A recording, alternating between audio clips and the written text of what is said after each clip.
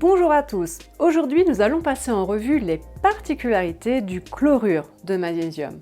En effet, certains consommateurs l'utilisent pour prévenir ou traiter des troubles infectieux et se disent satisfaits. Alors, est-ce que le chlorure de magnésium pourrait s'ajouter à votre trousse à outils santé?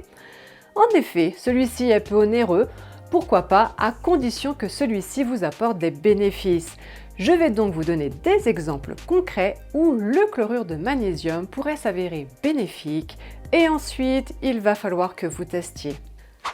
Mais qui a découvert le chlorure de magnésium? Eh bien c'est au professeur Pierre Delbert que nous devons la découverte des vertus curatives et préventives du chlorure de magnésium.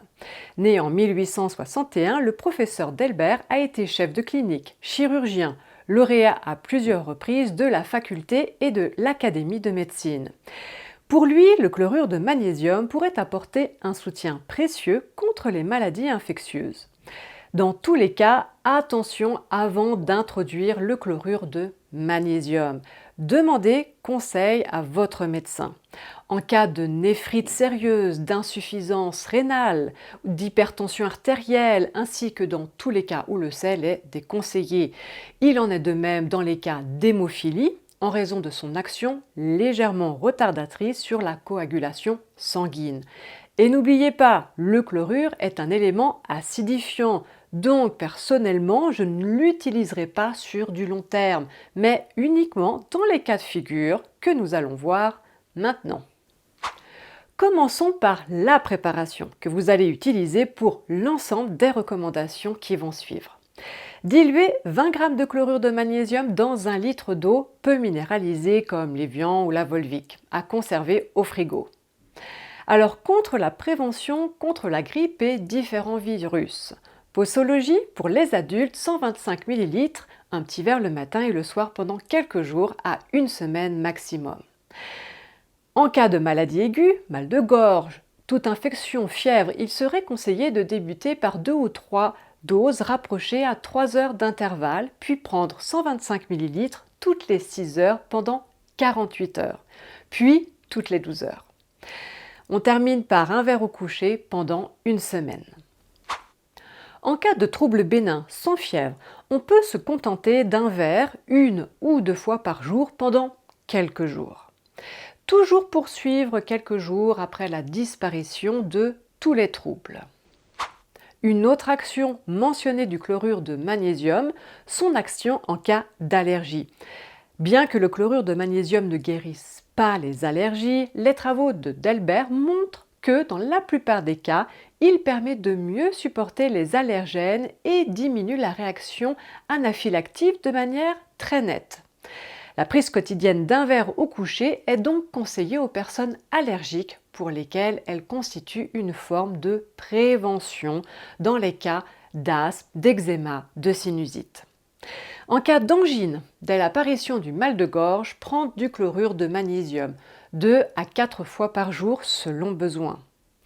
Vous pouvez boire un verre toutes les 3 heures le premier jour, puis espacer toutes les prises comme indiqué précédemment. En cas d'aphte, infections diverses, faire un bain de bouche 2 à 3 fois par jour en gardant la solution au moins 5 minutes, puis la recracher. Eczéma, qu'il s'agisse d'un eczéma chronique, même ancien, il peut céder au traitement magnésien dans un délai de 10 à 20 jours. Qu'il s'agisse d'un eczéma sec ou suintant, lotionnez-vous plusieurs fois par jour avec du chlorure de magnésium et laissez sécher naturellement. Vous pouvez compléter par voie interne par un verre de chlorure de magnésium matin et soir, mais uniquement pendant 4 à 7 jours.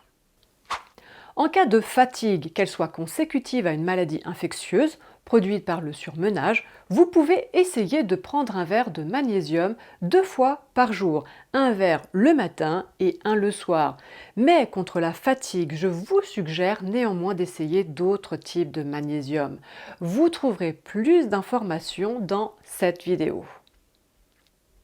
En cas d'intoxication alimentaire, un verre suffit généralement à supprimer tout désagrément, bien que personnellement j'utiliserai aussi le charbon activé dans ce cas de figure. Le charbon actif est un remède produit à partir de matières organiques végétales. Il possède une structure superficielle particulière et lie beaucoup de substances toxiques dans l'estomac et le tractus intestinal, prévenant ainsi les symptômes d'intoxication.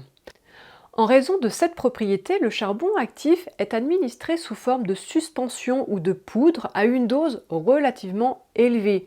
Dans ce cas, la quantité de charbon préconisée est de 50 à 100 grammes chez les adultes.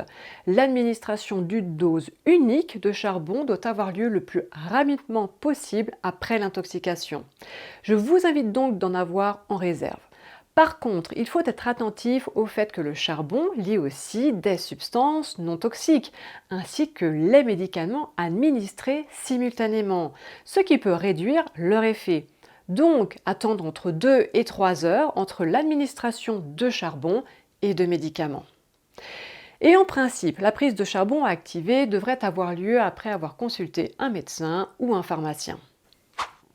En cas de constipation, le chlorure de magnésium augmente la contractilité de la fibre musculaire lisse, ce qui active les mouvements de l'estomac et de l'intestin, péristaltisme.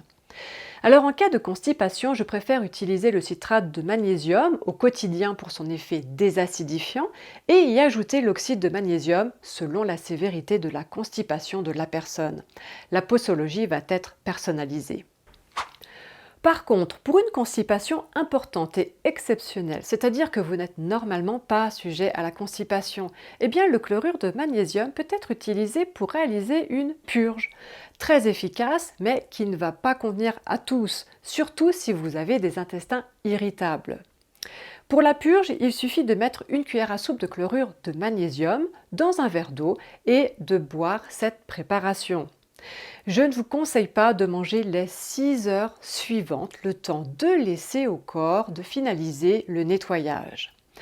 Si vous pouvez boire la purge le matin et manger uniquement le soir, c'est parfait. Après avoir bu la préparation, boire au moins 1 litre d'eau dans l'heure suivante et bien s'hydrater tout le long de la journée avec de l'eau, infusion, bouillon de légumes. Alors je propose au cabinet de faire cette purge à l'entrée d'un jeûne hydrique après avoir réalisé la descente alimentaire. Pour les personnes ayant des intestins irritables, vous avez la magnésie San Pellegrino non effervescente en poudre.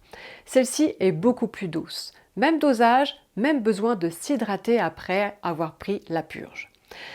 Alors la purge s'utilise très rarement, uniquement dans des cas exceptionnels avec l'aval de votre médecin. Alors, quelle forme de magnésium choisir? Eh bien, le chlorure de magnésium commercialisé en pharmacie, c'est la forme la plus simple. Ou le sel de Nigari, qui est une algue du Japon contenant 87% de chlorure de magnésium marin. Il est efficace. Pour la préparation, vous pouvez ajouter 3 cuillères à soupe par litre d'eau, mettre au frigo aussi. Et vous pouvez l'employer à la place du simple chlorure de magnésium dans les exemples que j'ai cités au préalable. Par contre, il se peut que la simple prise d'un verre par jour suffise à provoquer un effet laxatif. Je vous suggère dans ce cas de figure de diminuer la dose. Et si cet effet laxatif persiste, je ne vous recommande pas de continuer avec le chlorure de magnésium. Vous voulez plus d'informations? Je vous propose le livre de Marie-France Muller, Le chlorure de magnésium, un remède miracle méconnu. Voilà, nous arrivons à la fin de cette vidéo. Si vous avez appris des choses, eh bien merci de liker celle-ci. Et si vous voulez en apprendre davantage sur l'alimentation et la gestion de problématiques de santé, eh bien abonnez-vous. Je vous dis à très bientôt et prenez soin de vous.